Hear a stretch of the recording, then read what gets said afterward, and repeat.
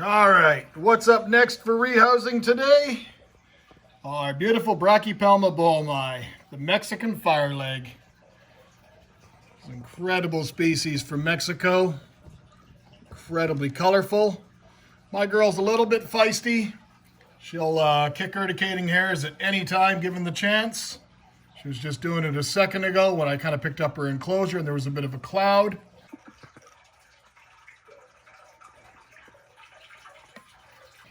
So if you're sensitive to urticating hairs, there's different types of urticating hairs, but if you're sensitive to them, make sure you take precautions in wearing a mask to protect your eyes, nose, and mouth. Maybe use rubber gloves.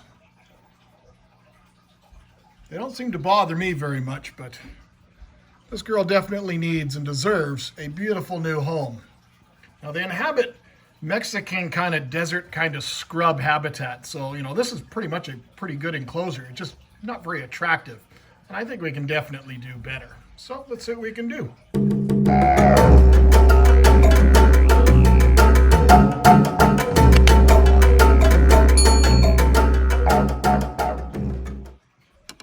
You can definitely see where they get the name of Mexican Fire Leg from. They are outstanding.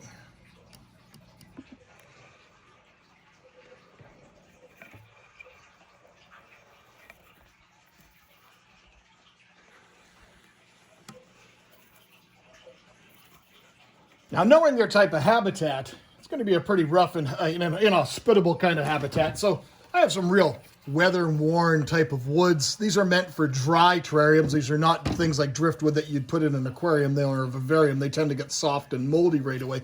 But they look very, very weather-worn. Looks like maybe an old stump. But I think we're going to need a few more things. And for that, I think we have to go and hit my nature store. This is what I mean by the nature store. Now, if we're going to be talking about Mexican scrub type habitat, maybe it doesn't have snow, but it's going to have similar types of plants. It's going to have lots of grasses and stuff like that. It's going to look like a very, very inhospitable type area. So I'm thinking some of these different types of things, like maybe these tall grass plumes and stuff like that, just to give some architectural interest to the environment. So as you can see, the nature store isn't as bountiful, I guess, as it would be in the middle of summer. This would primarily be mostly kind of desert, or not desert, but more of a kind of a scrubby, slightly marsh habitat. So some of the types of plants would be very, very obviously very different, but it gives us still that same visual type of a look I'm looking for. So in our nature store, we were able to find some kind of gnarly looking twigs. We found some nice grass. And we found some nice kind of seed heads. So I think with all of that, plus the other stuff we've got, I think we can make a pretty sweet enclosure. Now this is the last enclosure that I have that already has the background installed. All the other enclosures I have are all still brand new and have that real junky styrofoam background that comes with it. We don't want to use that whatsoever. But just because I want to go and do this enclosure today, because we've got all this cool stuff, we're going to go and catch her, and we're going to put her in kind of a temporary holding cup. Then we're going to gut this enclosure and set it up real quickly and get it all set up. All right, let's see if we can go and catch this girl. Now, the Mexican Fire Leg, obviously it's a Mexican species. You can see her kicking again already. She's not happy. As you can tell by the habitat and the stuff we've mentioned, it comes from dry scrubland type habitat. And it's found along the Central Pacific coast in western Guerrero state of Mexico. So we're going to just see if we can transfer her into this temporary little holding enclosure. I know you're not going to like it in there, but it's just so we can make your house more pretty. Give you a nicer, prettier house. That's it.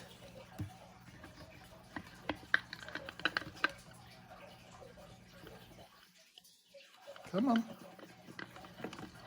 You're not being very cooperative. There we go. At least we know then that she is safe and secure while we go and just do their enclosure quickly. In the wild, this animal would, probably wouldn't have cork, but cork is nice and easy. It's light, it's easy to work with, it's easy to clean. But they'd be under like an old tree stump or a hole from a previous animal, like a little lizard or something. Or they would just be buried, make a little hole underneath a stable, secure rock. Well, you add too many rocks into these little environments, all of a sudden they get really, really cumbersome and heavy. But I'm kind of liking the look of this. Gives me some vertical interest. And then we can plant him behind here for some of that stuff to break up the scenery. I think this is pretty cool, and I think this is what we're probably going to go with, something along this lines. Now for my substrate, I actually went and mixed up some actual sand that I got just off my property, and I mixed it in with some cocoa peat and just some black earth of some of my normal substrate mix that I normally make. So this will give it a nice, very loose, loamy thing. It'll drain very, very well. But as this is a scrub species, I have no intentions of really planting this whatsoever. We're going to use some of those dried materials. So I think we'll put this on a time lapse and we'll get this all set up.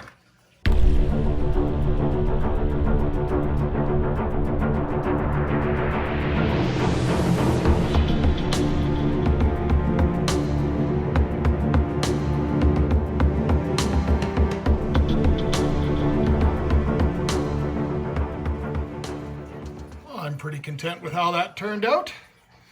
It looks very crowded, but it's going to give us something that's fairly monochromatic, so it's going to give something that's an outstandingly bright species to really show off.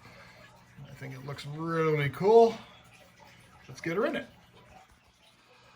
Now, as some of the accoutrements, obviously I harvested the grasses and stuff from outside, but more importantly, all the sand that's in the substrate. It's about half and half. So I'm just going to let it sit for about an hour or so to kind of come to temperature, because it's definitely, it's slightly cooler to the touch than what it should be, because it was outside and it was frozen.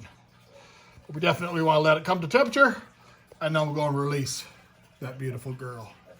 So as you can see here, here's a photo of the area showing the type of habitat that this species would naturally inhabit.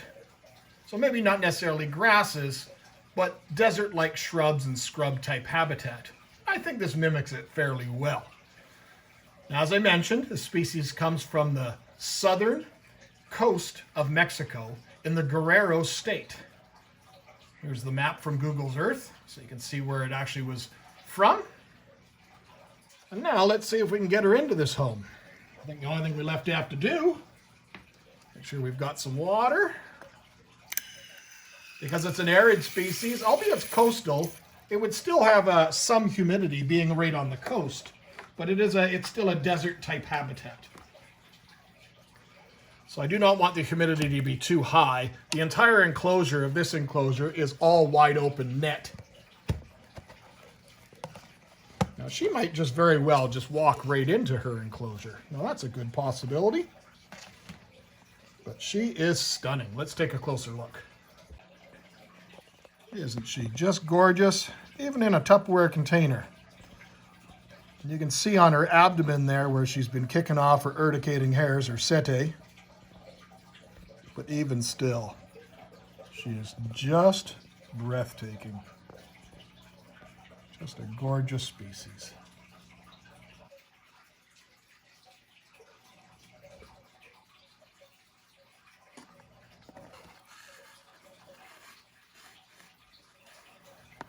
Come on, girl.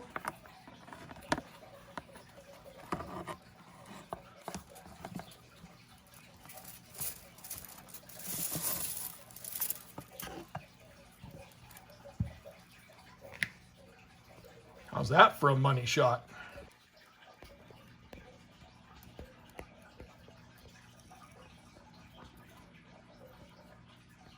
Now let's get her into the rack and we'll let her settle in. So I hope you guys enjoyed today's rehousing video. This is truly a gem of a spider and a jewel of my collection.